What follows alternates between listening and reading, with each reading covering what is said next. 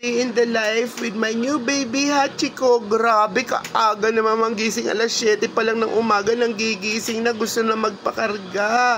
At pag kinarga mo, ayan, Diyos ko day. Kundi sa kilikili, pupunta sa may leeg. Tapos ay mga halik, mga ngalikot, magpapakyut. Ako naman, grabe.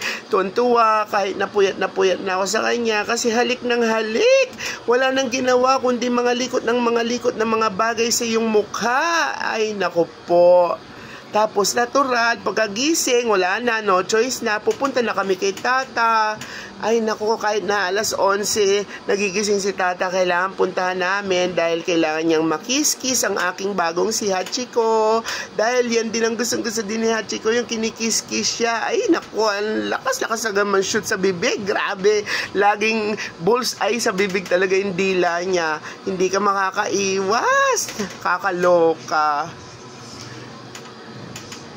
At syempre, pagtapos ng lahat ng pagbisita kay tata, si Tutube, papasok sa akin, makikipag-enjoy at makikipaglaro naman kay Hachiko hanggang magsawa sila. Yan ang mga early morning exercise nila. Wala naman tayong choice kundi pagbigyan dahil ang kukulit ng dalawang yan.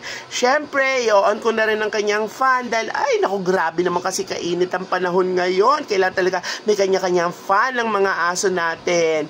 At magbe-breakfast na rin siya after niyang makipaglaro kay Tutube dahil yan ang kanyang favorite, ang Royal Canin. Ewan ko ba, ang sarap siguro niyan. Alam mo, maamoy lang niya yan. Grabe, ang lakas-lakas niyang kainin yan. Pero para sa akin na ako, nababahuan ako. Parang ang tapang-tapang ng amoy. Pero siya, type niya yan. Ako po, breakfast sa breakfast, ang mahal nga lang. Grabe.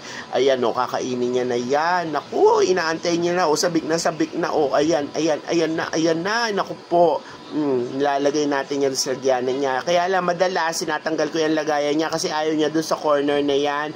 Sosyal, gusto malaya ang lagayan at doon pa siya kakain talaga sa may bandang harapan. Ipapakita niya sa madlang people kung gaano niya kagusto ang Royal Canin. Royal Canin, bika naman! And syempre, after nang kumain ng breakfast, magva-vitamins, ayan o. Recommended yan ng doktor. Hindi ko kasi alam kung anong title niyan eh. Basta, ewan ko, generic ata yan. Pero itong isa naman para sa kanyang immune system. Since nagpabakuna kasi siya, recommended din yan ng doktor. So, iinumin natin siya. Awa naman ng Diyos. Ay nako, itong isang ito, yung immunol na yan, medyo may kabahuan. Minsan ayaw niya, minsan gusto niya, pero madali naman siyang kausap. Iniinom naman niya mga gamot na binibigay sa kanya. Binigyan ako ng mabait na after Hachiko na, nako, ang hirap pa inom ng gamot na per this time. Nako, ang bait-bait. Lalo na itong vitamins na to, kung ano man ang title mo. Nako, gustong-gusto ka ni Hachiko.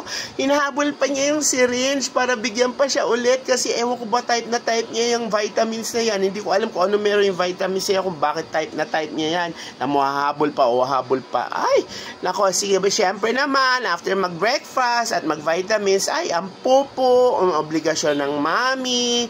Ayan, kakapraso lang naman ang pupo niya, konti lang, kaya madali lang naman gawa ng paraan. Kahit na kinukulit ka pa rin niya, ayan, sige, dakutin muna natin ang pupo mo, ha?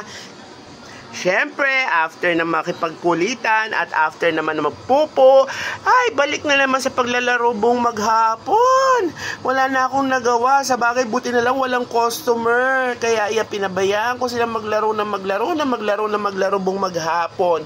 Wala nang ginawa ko, di magtakbuhan, magpapahinga saglit, tapos takbuhan na naman. Ay, nako, napagod na talaga ng todo.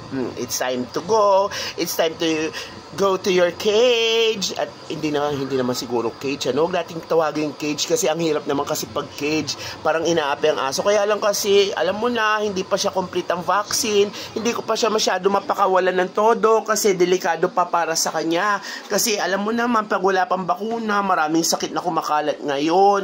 Kaya dyan pa lang din siya sa cage na yan. Hindi naman cage, ang tawag ko dyan, apartment niya. At syempre, kakain na siya ng kanyang dinner.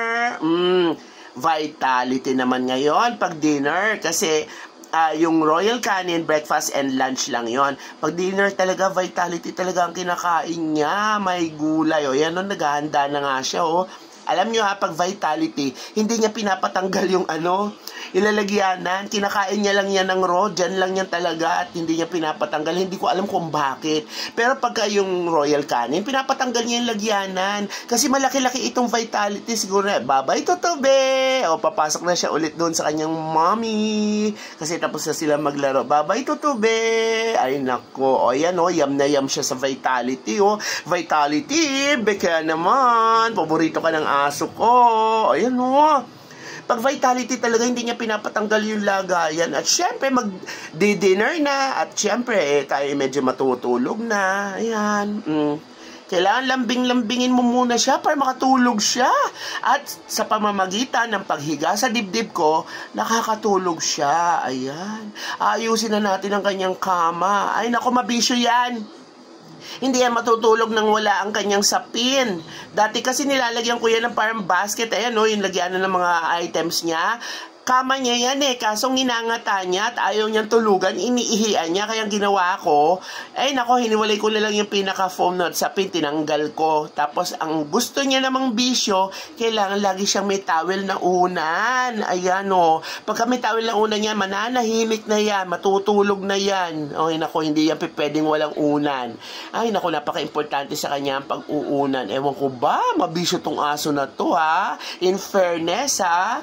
Ayan o. Ay, nako. As usual, hindi pa rin nakatulog. O, kailangan ilagay ulit sa dibdib para makatulog. Talagang puyat na puyat talaga ako dito. Sana matapos ang kalbaryo ng kanyang pagiging bata. Ayan, nakatulog na siya. Awa ng Diyos after ilagay ulit sa dibdib ko. Ay, next day ulit. Ayan na naman.